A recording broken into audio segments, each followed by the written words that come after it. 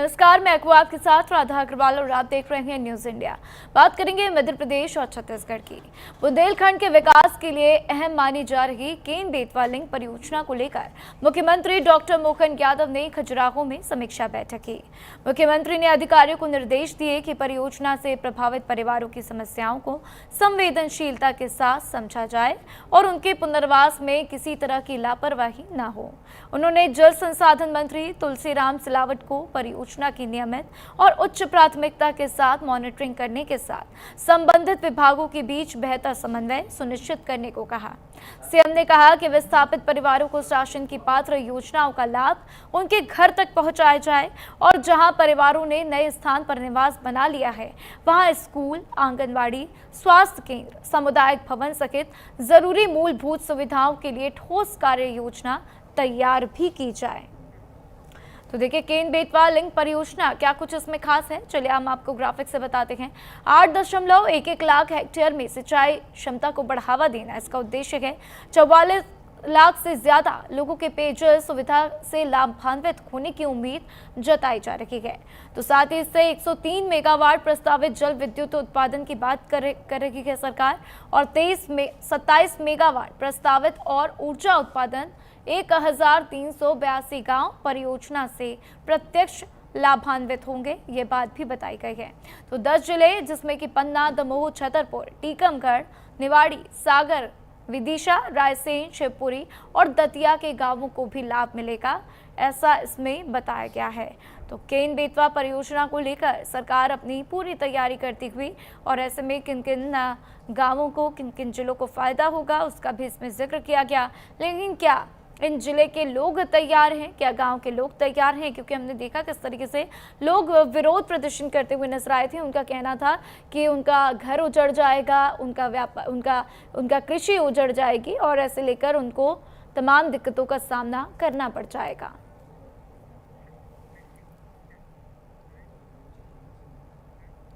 टीकमगढ़ में CM doctor Mohan Yadav ने जन विश्वास अभियान के तहत लोगों से संवाद किया और उद्योग संवाद कार्यक्रम में शामिल हुए। उन्होंने सीएम हेल्पलाइन से मिलने वाले अधिकारियों, कर्मचारियों की शिकायतों पर सख्त कार्रवाई के निर्देश दिए। सीएम ने कहा कि लापरवाही करने वालों पर सख्त कार्रवाई होगी और जरूरत पड़ने पर वेतन वृद्धि रोकने जैसे कदम भी उठाए जाएंगे।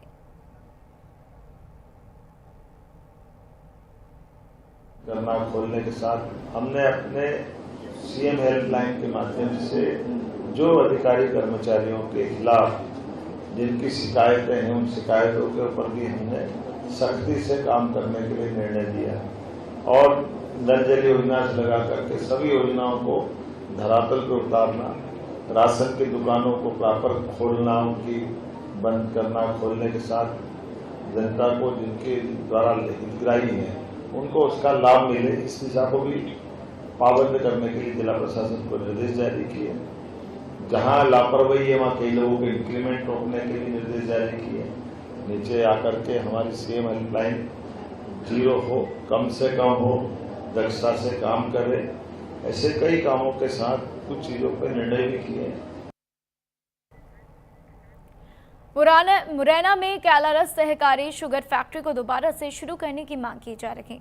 इसको लेकर मध्य प्रदेश कांग्रेस अध्यक्ष जीतू पटवारी ने विरोध प्रदर्शन में हिस्सा लिया। उन्होंने सरकार से शुगर मिल को तत्काल पुनः शुरू करने की भी मांग की। जीतू पटवारी ने कहा कि कांग्रेस के सभी विधायक और प्रदेश के किसान मिल को दोबारा से खोलने के पक्ष में हैं।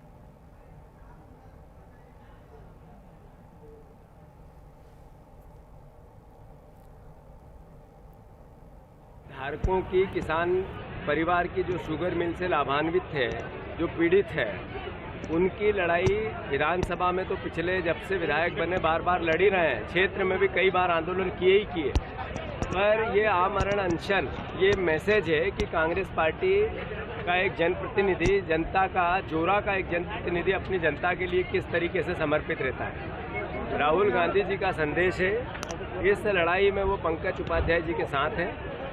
इसके साथ साथ कांग्रेस पार्टी, सारे हमारे विधायक, सारे मध्य प्रदेश के किसान इस लड़ाई में शुगर मिल चालू हो, यह सरकार जागे, इसके कानों में जू रहेंगे, इसकी हम प्रार्थना करते हैं, उनको आग्रह करते हैं। उज्जैन में सहज 2028 की तैयारियों के बीच प्रशासन ने अतिक्रमण के खिलाफ बड़ी कार्रवाई की है। हरी फाटक ब्रिज के पास सड़क चौड़ीकरण की जद में आ रखे 16 स्ट्रक्चर हटाए गए। प्राधिकरण, नगर निगम और पुलिस की संयुक्त टीम ने कार्रवाई को अंजाम दिया। अधिकारियों के मुताबिक इससे पहले करीब 72 स्ट्रक्चर हटाए जा चुके हैं।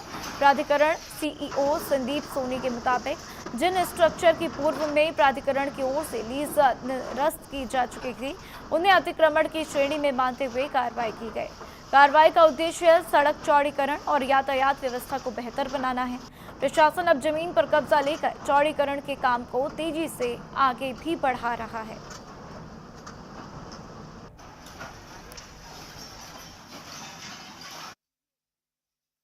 2028 के दृष्टिकोण से जो हमारा हरी फाटक ब्रिज से चौड़ीकरण का कार्य प्रगतिरत है, उसी तारतम्य में उसमें जो ऑब्स्ट्रक्शन में आ रहे हैं, ऐसे लगभग 15-16 स्ट्रक्चर थे जिनकी की लीज उज्जैन विकास प्राधिकरण द्वारा पूर्व में निरस्त की गई थी और उनको अतिक्रमण मानते हुए सभी अंतिम आदेश जारी करते हुए किसी भी न्यायालय में स्थगन न होने पर आज पूरी जो टीम है, पुलिस प्रशासन, नगर निगम और जिला प्रशासन की उपस्थिति में इन सभी अतिक्रमण हटाया जा रहा है।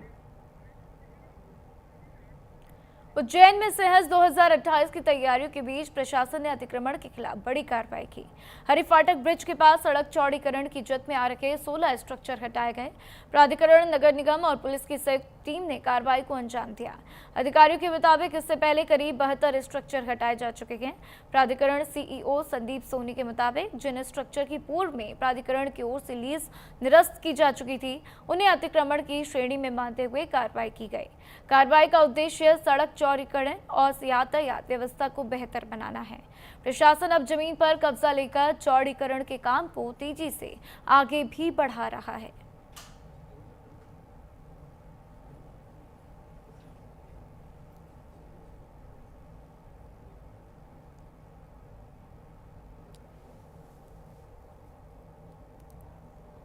ये थाना राजेंद्र नगर के जो सट्टे का मामला चल रहा है, इसमें कल दिनांक को 3 लोगों की गिरफ्तारी हुई है।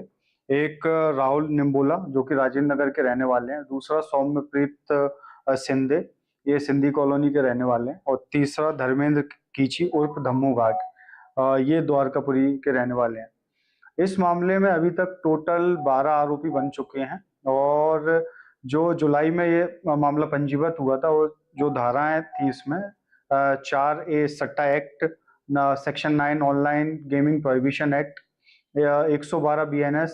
अभी एक आरोपी ऐसे मिले हैं जिन पर ऑलरेडी पूर्व में सट्टे की कार्रवाई है और उन पे सट्टे की कार्रवाई होते हुए संगठित पूरा गिरोह है, उसमें इनकी मुख्य भूमिका थी। तो इसमें हाल ही में 111 धारा जो कि संगठित धारा है BNS के अंतर्गत, उसमें बढ़ाई है और इसमें IT एक्ट अभी पूर्व में लगा हुआ है।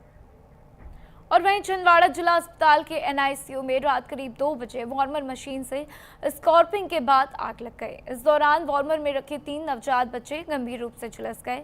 तीनों नवजातों को बेहतर इलाज के लिए जबलपुर मेडिकल कॉलेज रेफर किया गया। एक बच्चे की मौत बताई जा रही है। अस्पताल प्रबंधन ने घटना की जाँच शुरू कर दी है और शुरुआती तौर पर तकनीकी खराबी और फिलामेंट में स्कॉर्पिंग को वजह माना जा रहा है।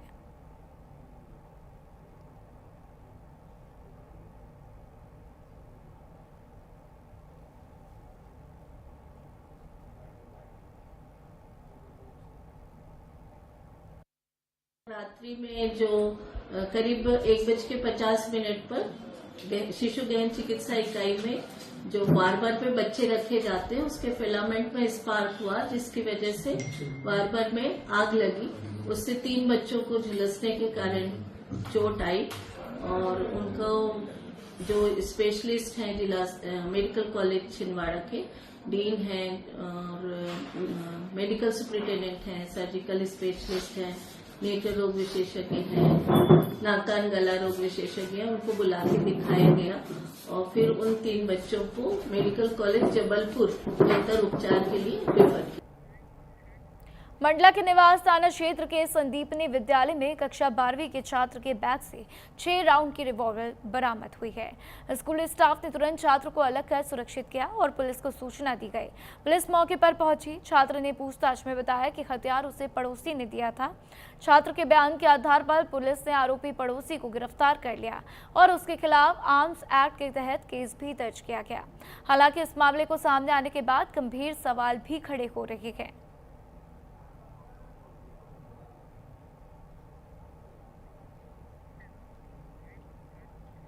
शहडोल कलेक्टर पार्थ जायसवाल ने आंगनबाड़ी पहुंचकर बच्चों की क्लास ली और उन्हें पढ़ाया। वहीं कलेक्टर को अपने बीच पाकर आंगनबाड़ी के बच्चे काफी खुश नजर आए। विधायक मनीषा सिंह, कलेक्टर पार्थ जायसवाल और कमिश्नर सुरभि गुप्ता ने अचानक आंगनबाड़ी का निरीक्षण किया। अधिकारियों ने बच्चों के लिए बने भोजन का स्वाद लेकर उसकी गुणवत्ता भी परखी। भोजन में नमक कम पाए जाने पर कमिश्नर ने इसे लेकर आवश्यक सुधार के निर्देश भी दिए।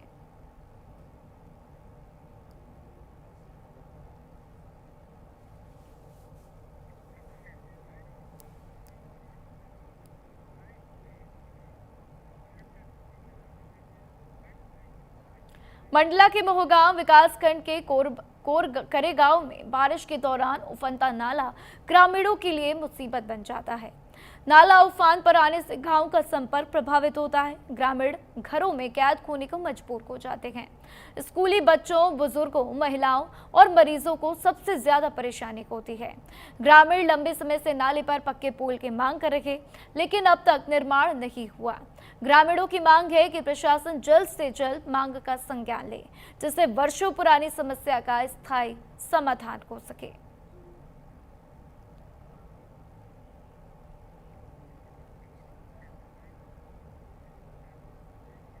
शहडोल रेलवे फाटक के पास चलती बाइक में अचानक से सांप दिखाई देने से बाइक चालक के होश उड़ गए। सांप देखकर चालक ने तुरंत बाइक रोकी और कूदकर अपनी जान बचाई। घटना के बाद मौके पर लोगों की भीड़ जमा हो गई और कुछ देर के लिए खड़कम मच गया। सूचना पर सर्प विशेषज्ञ को बुलाया गया, जिसने सावधानी से बाइक से सांप को बाहर निकाला। बाद में सांप को सुरक्षित जंगल में छोड़ दिया गया।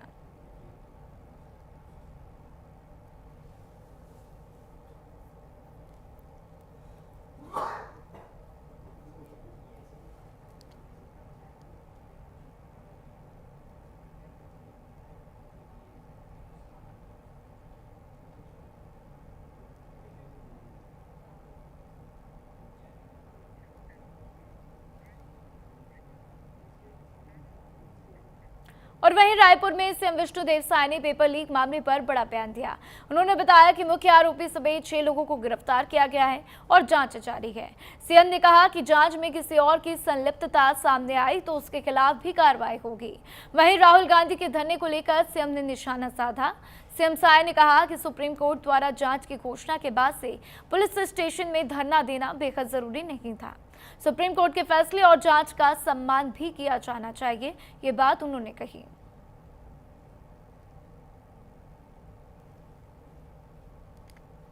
लीक मामले में मुख्य आरोपी सहित 6 लोगों की गिरफ्तारी हो चुकी है और उसमें जांच जारी है और भी कोई उसमें संलिप्त पाया गया तो उसके ऊपर भी कार्रवाई होगी। सर, राहुल गांधी कल पुलिस स्टेशन जाके बैठे थे एक मामले में कार्रवाई को लेकर और लगातार बैठे रहे जब तक एफआईआर दर्ज नहीं हुई। इस घटना को किस तरह देखा?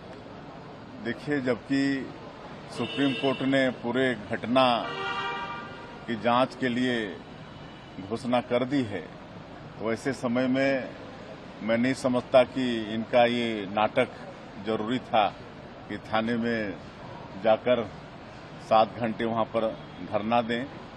माननीय सुप्रीम कोर्ट का सम्मान होना चाहिए। रायपुर में महंगी शक्कर की कीमतों को लेकर कांग्रेस ने अनोखे अंदाज में प्रदर्शन किया। कड़ी चौक स्थित कांग्रेस ऑफिस में कार्यकर्ताओं ने डिब्बियों में शक्कर भरकर प्रदर्शन किया। कांग्रेस नेताओं ने मुख्यमंत्री, मंत्रियों और सांसदों के नाम पर पत्र लिखकर शक्कर भेजने की तैयारी की। कांग्रेस का कहना है कि बढ़ती कीमतों का सीधा असर आम लोगों की रसोई और जेब पर पड़ रहा है। पूर्व विधायक विकास उपाध्याय के नेतृत्व में सरकार से शक्कर की कीमतों पर लगाम लगाने की मांग की गई। कांग्रेस ने महंगाई पर नियंत्रण और आम जनता को राहत देने की मांग भी उठाई है।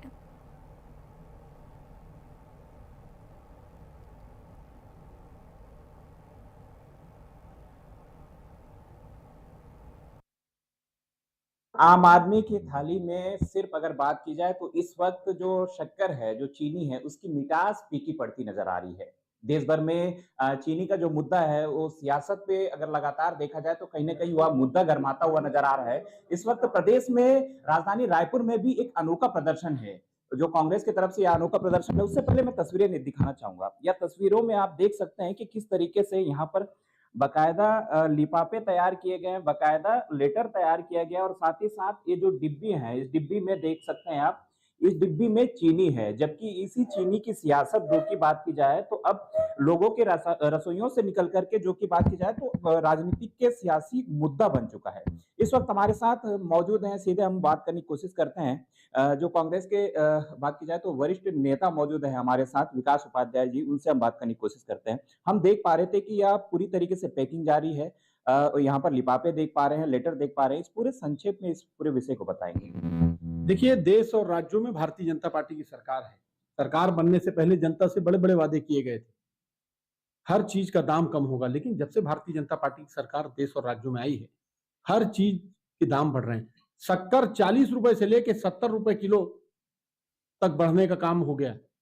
भारतीयों का लगातार त्योहार है। अभी रक्षाबंधन है, उसके बाद जन्माष्टमी है, जन्माष्टमी के बाद गणेश जी हैं, दुर्गा जी हैं, लगातार त्योहार चलेंगे और ये सब मिठाइयों के त्योहार हैं।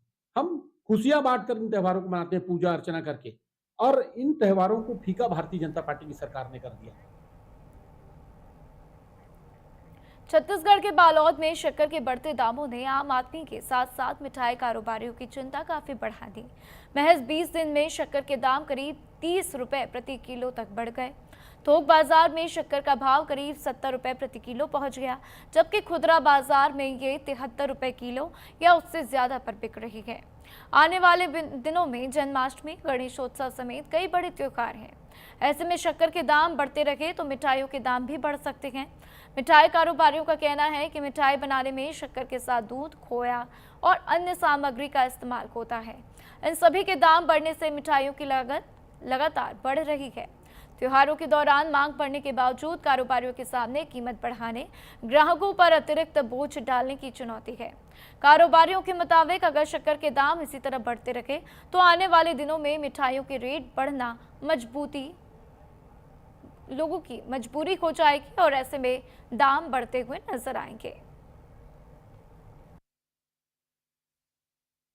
शक्कर मिलें पहले से ही बंद हो गई थी, क्योंकि इस साल गन्ने के उत्पादन कमजोर रहा। उसके बाद इथानॉल के कारण थोड़ा सा उसमें भी फर्क आया है। उसके कारण 20 से 25 रुपये शक्कर पर केजी ऊपर चले गया है। सरकार ने कल 10 लाख टन शक्कर को इंपोर्ट किया है। आने वाले समय में हो सकता है भाव स्थिर हो जाए या 2-5 रुपये और बढ़ सकता है। देखो अभी क्या है, शक्कर का दाम भी बढ़ गए 15 से 20 रुपए किलो के पीछे, और गैस का भी दाम बढ़ गया, कच्चा मटेरियल सब बढ़ रहा है, तेल बढ़ गया है, मैदा बढ़ गया है, बेसन बढ़ गया है, सब चीज़ बढ़ रहा है। तो अभी सीजन तक ये रेट कम नहीं होगा तो हमको भी फिर मंजूरन रेट को बढ़ाना पड़ेगा और किलो के पीछे 30 से 40 रुपये बढ़ाना ही पड़ेगा, तब हमारा प्रॉफिट बनेगा। नहीं तो अभी हमारा खुद का प्रॉफिट जा रहा है मार्केट बढ़ने के कारण। जो शक्कर रेट बढ़ा है, सामने अभी राखी का त्यौहार है जिसमें मिठाई की खपत बहुत होती है, तो हमको रेट निश्चित रूप से बढ़ाना पड़ेगा। अभी जैसे हम पेड़ा 600 रुपये किलो बेचते हैं, मिनी पेड़ा 480 रुपये किलो है, तो कम से कम 50 रुपये 40 रुपये किलो पीछे हम बढ़ाएंगे। रक्षाबंधन में ही बढ़ाएंगे। राजधानी रायपुर के एक हाईवे किंग होटल में वेज खाने की जगह कथित तौर पर नॉन वेज परोसने का मामला सामने आया। सोशल मीडिया पर वायरल हो रही एक वीडियो में एक महिला होटल प्रबंधन पर आरोप लगाते हुए कह रही है कि उन्होंने वेज भोजन का ऑर्डर दिया था, लेकिन उन्हें नॉन वेज परोस दिया गया, जिसे होटल प्रबंधन ने मानवीय भूल बताया। वहीं खाद्य और औषधि प्रशासन की टीम ने होटल पहुंचकर जांच और आवश्यक कार्रवाई शुरू कर दी है। आपको बता दें कि उनका कहना है कि फूड इंस्पेक्टर संतोष ध्रुव सफेद शर्ट भी पहने हैं।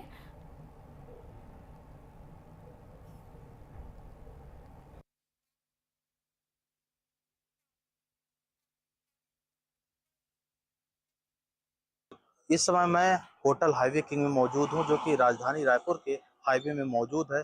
ये मंदिर हसौद जाने से पहले यहाँ पे पड़ता है, टोल प्लाजा के पहले। आपको दिखा दूं कि यहाँ पर पूर्व विभाग का भी टीम पहुंच चुकी है, यहाँ पर लगातार जांच कर रही है कि आखिर किस प्रकार का यहाँ पे खाद्य सामग्री लोगों को खिलाया जाता है, किस प्रकार का वितरण किया जाता है, उसको लेकर यहाँ पे खाद्य विभाग की टीम यहाँ पे आके जांच में जुट चुकी है। आपको बता दें कि एक वीडियो सोशल मीडिया में काफी ज्यादा तेजी से वायरल हो रहा था।